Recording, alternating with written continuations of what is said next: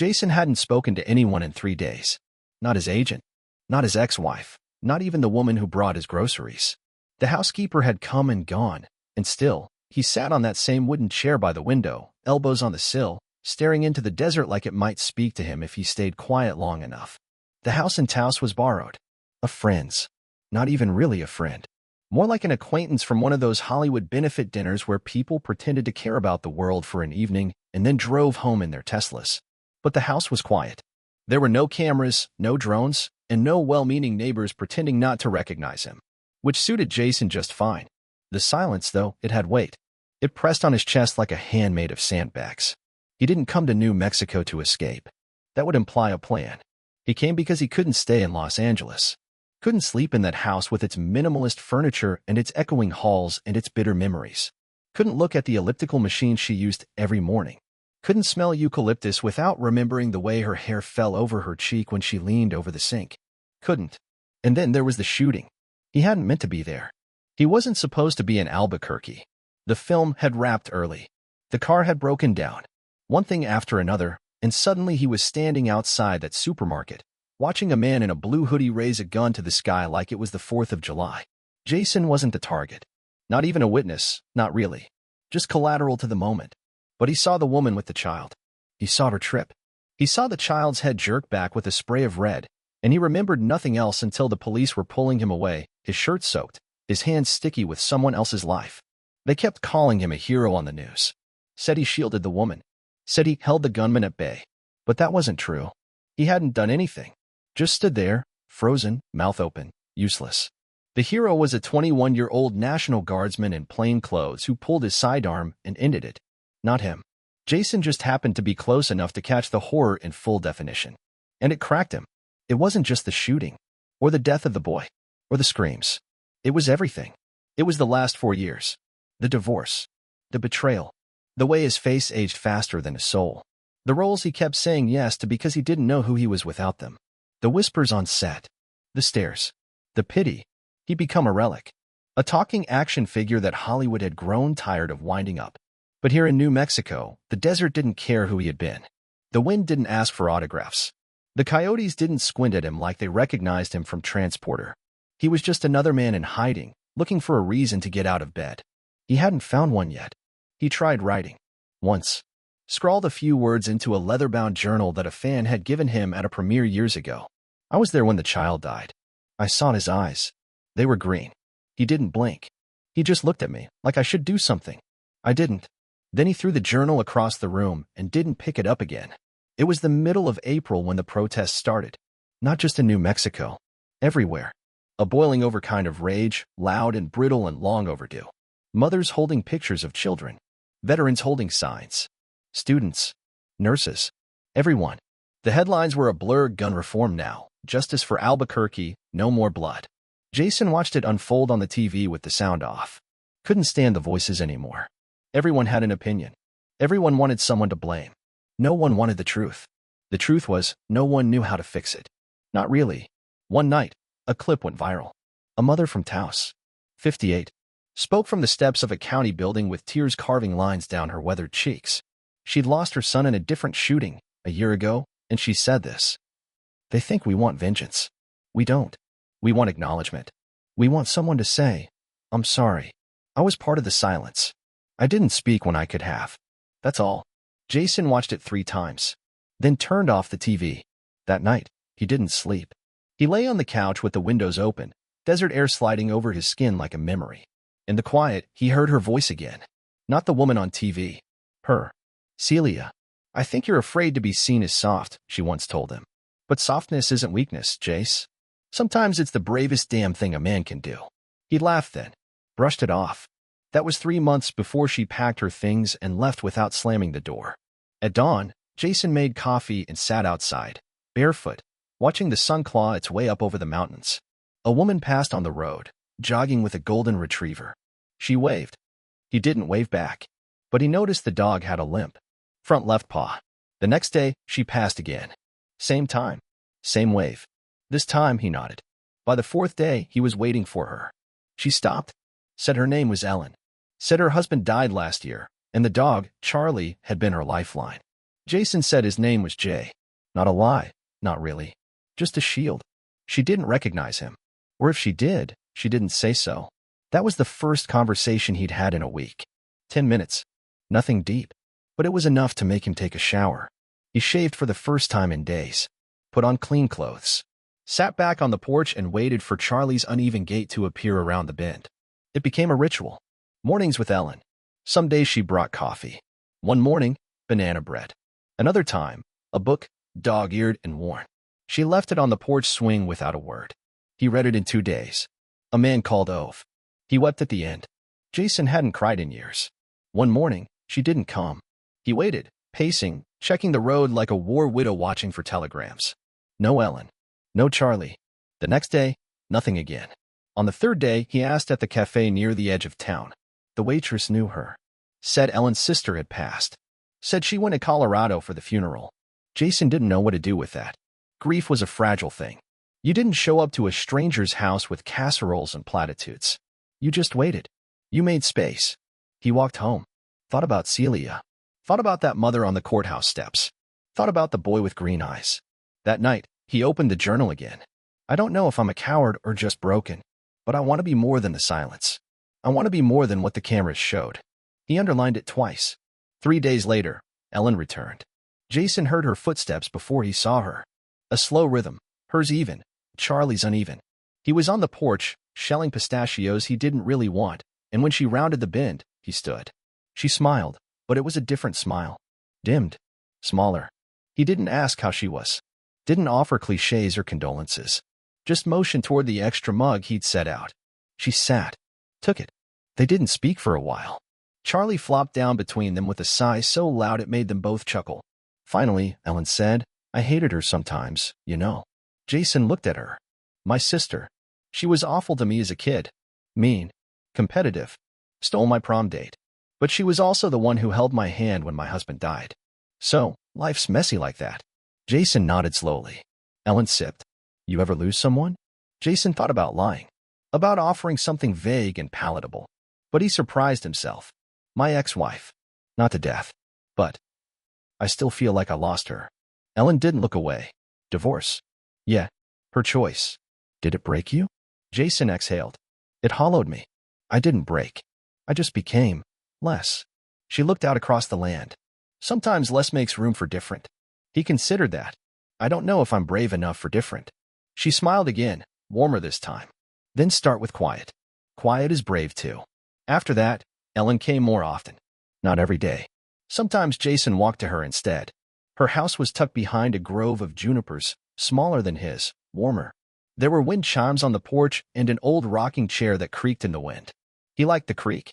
Inside, she kept everything simple. Plants. Books. A piano she didn't play anymore. She told stories about her husband, Alan. How he used to pretend to hate gardening but would spend hours on his knees pulling weeds and swearing at squirrels. She didn't ask Jason about Hollywood. Not once. Eventually, he told her anyway. He didn't glamorize it. Just told the truth, the long hours, the fake friendships, the parts that chipped away at him until he was only charm and muscle memory. I don't know who I am when the camera stops, he said one night. Ellen touched his hand. Soft. That's what retirement's for, isn't it? He looked at her, startled. She laughed. Not official retirement. Soul retirement. From what no longer serves you. Jason didn't answer. But the next day, he bought paint. The walls of the borrowed house were a sterile white. Cold. Impersonal. So he picked up soft grays, deep greens, a warm yellow. He painted until his arms ached. Then he hung a single photo on the wall, not of himself, but of a child's hand holding an adult's finger. Black and white. He'd found it in a thrift store. The painting was imperfect. He smudged the edges. His cuticles bled, but it felt real. The next morning, he woke early and wrote in the journal. Her name was Ellen. She lost her sister and gave me coffee. She didn't fix me. She didn't try. She just sat beside me while I stayed broken. That matters more than people know. May came, and the protests surged again. Bigger. Stronger. Santa Fe. Phoenix. Denver. Mothers forming human chains in front of courthouses. Veterans writing names of victims in chalk outside gun shows. A country split open and trying to suture itself with hope. Jason stayed quiet. But he watched. And something inside him, something old, rusted over, began to flicker. Not guilt. Not rage. Purpose. He didn't know what to do with it. Not yet. But it stayed. Even when he slept, even when the old doubts whispered, it stayed. One afternoon, Ellen brought him an envelope. No pressure, she said. Inside was a flyer. Community healing group.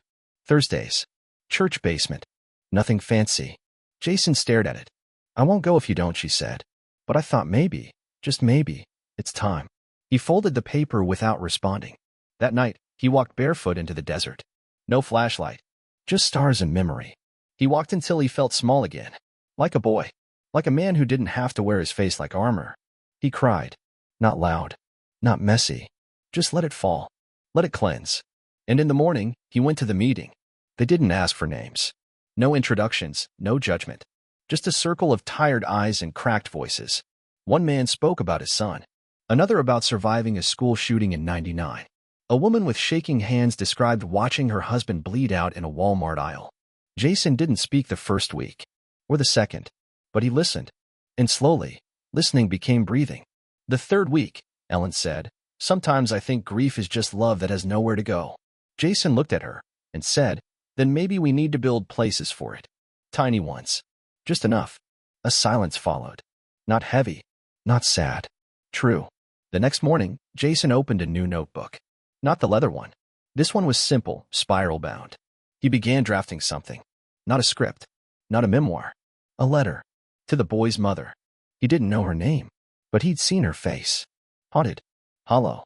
Holding a candle outside a hospital like she was trying to hold time backward. He didn't know what to say, so he started with the truth. I saw him. He looked at me. I didn't move. I've thought about that moment every day. I don't expect forgiveness. I just want you to know, he mattered. I saw him, and I'll carry him, in my own quiet way. He never sent it, but he wrote it again the next day. Then again, cleaner. Stronger. One night, Ellen read it over his shoulder. She didn't speak, just placed her hand over his and stayed there. The warmth between them wasn't romantic. Not yet. Maybe not ever. It was recognition. Two people standing at the same scar and saying, I see you. Jason wasn't healed. Not even close. But for the first time in years, he wasn't hiding. And that mattered. By June, the wind changed. Literally, at first. The desert heat settled differently. Less oppressive, more curious. Like even the air was pausing to wonder what came next. Jason had fallen into a rhythm. A gentler life. Mornings with Charlie and Ellen. Midday walks through the Arroyo trails. Afternoons riding always in longhand, always with hesitation. Nights in silence. Not loneliness, solitude. There was power in solitude. He stopped checking the news. Stopped watching his name on Twitter. For the first time in over a decade, Jason Statham no longer Googled himself. One evening, he found an old radio in the borrowed garage. Dusty, but functional. He brought it inside, tuned it to a local station. They played Johnny Cash, Ella Fitzgerald, Sam Cooke. And just like that, something shifted. He started cooking again. Nothing elaborate, roasted chicken, lentil stew, fresh bread. He'd forgotten how much his hands liked being useful outside of punching and posing. Ellen began staying longer. Sometimes she brought her own book. They'd sit side by side in quiet, the air between them filled with the creak of the porch swing and the murmurs of old jazz. Once, she said, you remind me of Alan. Not the way you look, but the way you get quiet before you say something that matters. Jason didn't reply. But that night, when she left, he watched her walk all the way down the road until her silhouette disappeared behind the trees. And for the first time in years, he missed someone without resenting the feeling. One Thursday, the group met as usual. But this time, Jason spoke. He didn't rehearse it. Didn't prepare. He just waited until there was a pause and then said, I was there when a child died. I didn't know him, but I watched him die. And I watched myself, not move. I froze. Everyone said I was brave, but I know the truth. I wasn't. I was afraid. Silence followed. Not judgmental. Just human. Jason swallowed hard. For months, I thought about how fast it happened. How useless I felt. I still don't know what I could have done. But what keeps me awake is knowing I didn't do anything. An older man across the circle, George, Vietnam vet, worn hands, steady eyes, nodded. Fear doesn't make you a coward, George said. Pretending it didn't happen does. Jason let out a breath he didn't realize he'd been holding. Later that night, he and Ellen sat in his kitchen, sipping tea. Why now? She asked. He shrugged. Because it was time. No. I mean, why are you really here, Jason? In New Mexico? This house. He looked at her. Thought about lying again. The easy way. But instead, he said, because I didn't want to be recognized while falling apart. She tilted her head. Are you still falling? I don't know. Maybe I'm rebuilding. Piece by piece. With hands that aren't sure how anymore. She touched his wrist gently. Sometimes it's not about rebuilding. Sometimes it's about planting something new. He turned his hand and held hers. Just for a second. It was the kind of moment you don't speak of later. Not because it wasn't real, but because it was too real. In early July, the letters began. He didn't expect them. Didn't ask. But someone at the church had mentioned he was a writer. And people, especially grieving ones, always find a way to put their pain into envelopes. One was from a nurse who held a teenager's hand in a school hallway while he bled out. Another from a man who accidentally left his gun unsecured, and his daughter found it. They didn't want answers. Just witnesses. Jason read every one. Sometimes twice. He started replying. Not as a celebrity. Not even by name. Just as a man who knew what it meant to live with silence echoing through your ribs. He wrote, I don't have the right words, but I see you. And your pain matters. You're not alone. Even if it feels that way in the middle of the night. It wasn't your fault. Or if it was, it's not the only truth about you. Ellen found them one day, stacked neatly by the fireplace. She didn't ask. Just picked one up and began to read. Her eyes welled. She said nothing, but when she left that night, she kissed his cheek. He didn't sleep much after that. Not from restlessness, but from a stirring. A quiet call inside him to do more. He returned to the journal. Wrote, healing doesn't always look like a sunrise. Sometimes it's just less darkness. One weekend, he offered to help Ellen repaint her back porch. They listened to Cat Stevens and drank iced tea. She wore denim overalls and a bandana, and he told her she looked like she'd walked out of a 1976 cookbook. She smacked his arm and laughed so hard she snorted. And just like that, they were people again. Not survivors. Not ghosts. People. That night, Jason stood in front of the mirror. Not flexing. Not grooming. Just looking. The lines on his face were deeper. His eyes, tired, yes, but softer. He didn't recognize himself. But for once, that felt like a good thing. August came in quietly. The nights grew cooler, and Jason began sleeping with the windows open. Somewhere past midnight, he'd hear coyotes singing to the stars. Sometimes it made him smile. Other times, it made him ache. He was still writing letters. Dozens of them now. Stacked neatly in a shoebox beneath the bed. Some he sent. Most he didn't. That wasn't the point. The point was that the words were finally leaving his body. One Tuesday morning, Ellen didn't show up again. He waited until noon, then walked the road to her house, Charlie trotting beside him. The front porch was empty. The rocking chair was still. Inside, the silence was heavier than it should have been. He knocked. Once. Twice. No answer. Jason felt the old panic crawl up his spine. Something was wrong. He pushed the door open gently. Ellen. The house smelled like lavender and old wood. Her book was open on the kitchen table, a teacup half full. Still warm. Then he heard it. A faint thump. He found her in the hallway. Collapsed. Heart. The paramedics said it was fast. Clean. Even. She didn't suffer, they said, as if that made it easier to hold. Jason didn't cry right away. He held Charlie's collar and stared at her body as they lifted her, swaddled, into a gurney. She looked small. Lighter than she had ever felt in life. It rained that night. First time in weeks. A soft, soaking kind of rain. The kind that cleans. Jason sat on her porch and let it fall on him. Didn't flinch. Didn't go inside. Charlie lay beside him, nose on his paw. In the days that followed, the house felt different. Dimmer. He found himself replaying her voice in his head, like a song he didn't want to forget. You remind me of Alan. Quiet is brave too. Maybe it's not about rebuilding. She had given him more than comfort. She had given him a mirror. One that showed not who he'd been, but who he might still become. The funeral was small. Quiet. Just like her. Jason stood in the back. Didn't speak. But when her sister offered anyone the floor, he stepped forward. His hands shook. His mouth dried. Then he looked at the faces. Older women in pastel coats. Men in cowboy hats. Children sitting still for once. And found the words. She taught me how to sit with pain without fixing it. That's a rare thing. And she made me laugh when I forgot how. She gave me space to be unfinished. Someone sniffled. He cleared his throat. I wasn't her family. Not by blood. But she reminded me how to be human again. That's family too. When he sat down, no one clapped. No one needed to. They just knew. The house in Taos didn't feel like a hiding place anymore. It felt like hers. And through her, his. He stayed another month. Tended the garden. Read her books. Talked to Charlie. Then, one evening in September, he packed a small bag. He didn't return to Los Angeles. He flew to Chicago. There, in a community center on the south side, he stepped into a meeting of gun violence survivors. He didn't come to speak, just to listen. And after it ended, he offered to help clean up. That's how it started. Every city was a little different. Minneapolis, St. Louis, Cleveland. In each one, he showed up quietly, sat beside people who looked nothing like him, laughed, cried, wrote down their stories. He used no press, no cameras. The first time someone recognized him, a teenage girl with box braids and tired eyes asked, "Are you that guy?" He nodded, prepared for the usual. But she said, "My uncle died in a shooting last year. You listening means something." Then she hugged him. And Jason realized, fame hadn't ruined him. He had, by letting it define his worth. Now, finally, he was choosing what to do with it. A year later, he returned to New Mexico. The house was dusty.